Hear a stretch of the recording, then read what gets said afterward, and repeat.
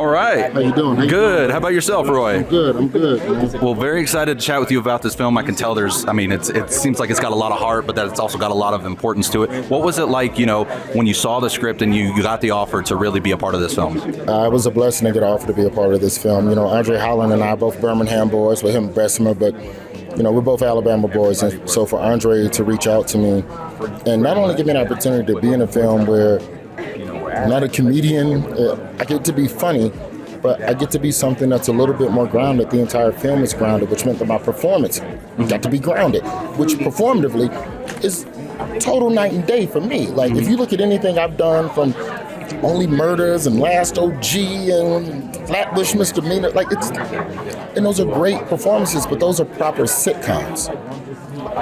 This is a romance movie. Yeah. What the fuck am I doing in a romance movie? But when André Holland asks, you say yes. And to be a part of this great cast, that's the other thing that just made this just such a beautiful, beautiful thing, is that you don't get an opportunity to be with people this talented and people this dedicated often in this industry.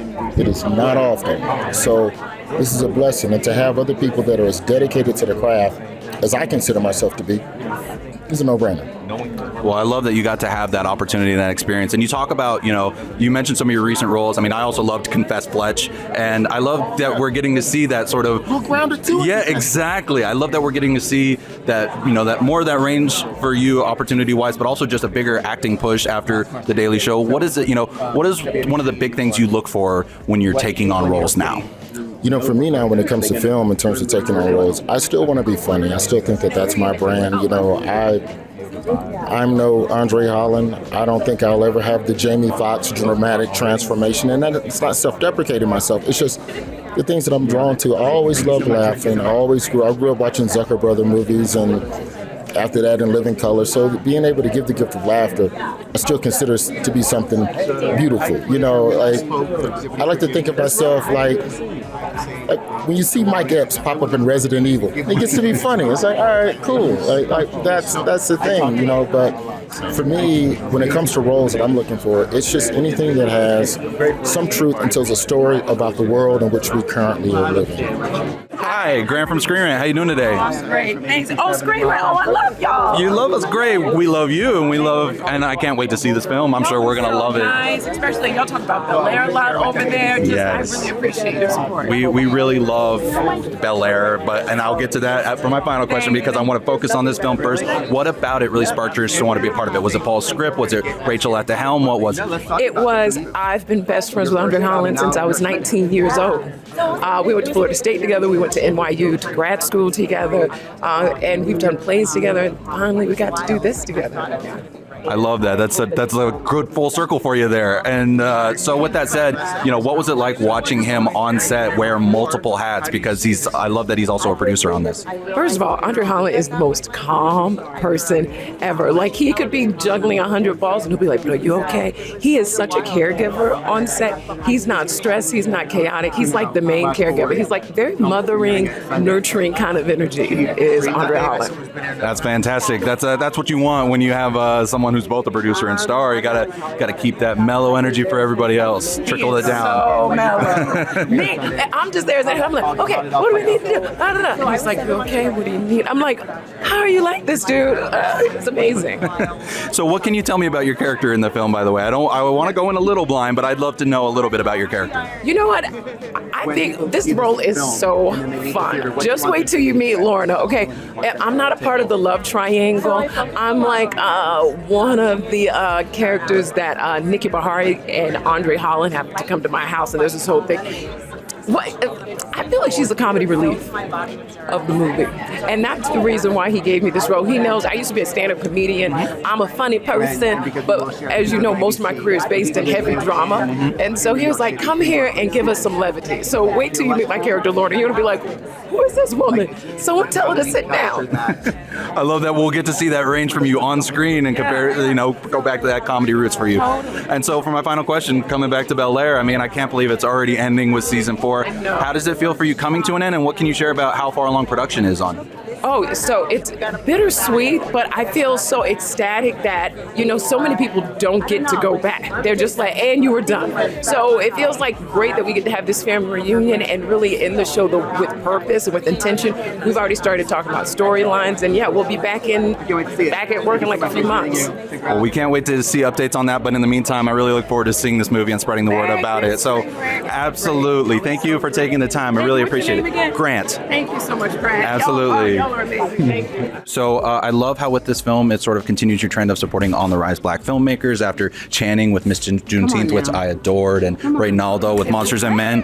What was it like working with Rachael on this film, and what maybe did she unlock in you that you hadn't had with other directors? It was wonderful. You could see that she was, first of all, 7 months pregnant, so she was like on it. She was dealing with that in addition to trying to birth another baby, which is this film. She encouraged me, I think, from sometimes when the directors are outside of the industry in a way, they are more open to different choices. So she was sort of encouraging of a more quirky, neurotic, nuanced character that I got to play. So that was a gift. I really look forward to seeing it on screen. Thank you so much for taking the time. How's it going? Going great. How you doing, man? I'm doing great. Thank you. Really excited to be here talking about this film. When I saw it was going to be premiering here, I was immediately on my watch list. So first and foremost, I'd love to hear what it was about Paul's script, about these characters that spoke to you, not only want to star in it, but also produce it. Yeah, man. As soon as I read this, thank you for saying that. I appreciate it. I'm so excited to be here, too. As soon as I read the script, I saw myself in it. I saw my community in it. And it struck me as the kind of movie that I grew up seeing, right? These kind of like small love stories. But I often didn't see myself in those, or characters like, Black folks in those stories. And I thought, well, what would happen if we took the script and we populated it with us and put it in our community, and gave the actors space to create, right? So a lot of the movie, we stick to the script in a lot of places, but then there's other places where Paul and Rachael were cool with us improvising, and so we were able to bring a lot of our own personality to it. I love that. It sounds like a dream collaborative experience. Now, also, I'm a big fan of the Nick, and so I was reading somewhere too that Steven Soderbergh helped secure a little bit of financing for that. Is that true? And did that relationship, that prior relationship with him, is that how that kind of came about with this one? 100%. And it was more than a little bit of financing. Frankly, he is the lead financier in the movie. Without him, this movie would not exist. And it came out of our relationship from the Nick. We did High Flying Bird together. We have a number of other things that we've been working on together, and we formed a really, really strong friendship. And when I went to him with this project right away, he said, let's make it happen. And he's been a support not only financially but creatively throughout the entire process. And we need more people like him, Absolutely. I love how supportive he is of the indie genre. He truly is a master. He's the best, yeah. And I mean, we have such an incredible cast around you in this film. I'd love to hear, obviously Nicole and DeWanda are probably the closest to you in this film. What was it like, developing the rapport and their character dynamics with you throughout this film, especially since you also had that producer hat on? Yeah, well, the good thing about it is that we all are friends, like really friends, and have been for a long time. DeWanda and I have known each other since NYU. Nicole was at Juilliard while we were at NYU, so we all used to see each other's shows. Cassandra and I went to NYU together. Cara Patterson, literally every single person in the cast are people that I picked up the phone and said, hey, can y'all come through and help me with this thing? And they all said, yeah, let's do it. So I think that a lot of the sort of chemistry that you feel on the screen is true, because we actually have a lot of chemistry together. We have a lot of history that we're leaning on, and I realize. And so that was part of the project too. It was like, what would happen if we all get to be in something together, and improvise a bit and play and challenge each other. And I think most importantly, allow each other space to do the thing that we know that each other can do, but that the industry maybe hasn't seen us do, I know these people, right? Intimately, and I know how brilliant they are. I was like, I want to see Nicole Beharie sit and just be and exist. And she's so stunning. And the same with Cassandra. The same with Roy. Roy's getting to do something that I think, most people wouldn't think he can do, but he gives this wonderfully subtle, beautiful performance. And anyway, it's just exciting to show people the sort of multitude of who we are, all the dimensions of who we can be.